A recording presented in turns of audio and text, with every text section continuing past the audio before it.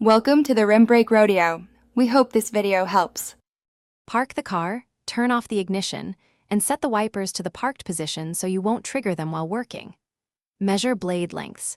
26 inches driver and 16 inches passenger are common for many Impreza models. Check your owner's manual or measure end to confirm.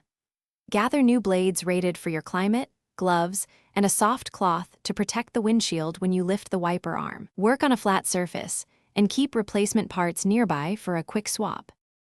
Lift the wiper arm away from the windshield and support it with a soft cloth to avoid glass damage if the arm snaps down.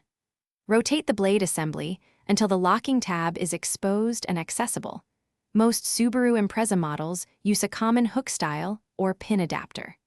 Depress the tab and slide the old blade off the hook style arm with a steady pull toward the arm, then set the old blade aside for disposal. Inspect the arm and adapter for corrosion or bent parts before installing the new blade.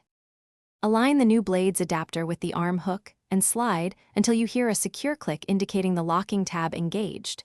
Ensure any adapter cover is seated. Gently lower the wiper arm back onto the windshield. Do not let the metal arm snap down onto the glass because it can cause cracks. Turn on the wipers and washer fluid to verify even contact and clear wipe across the glass, checking for streaks, chatter, or missed sections. Dispose of old blades responsibly and note replacement. Thanks for watching. Consider subscribing if we helped you.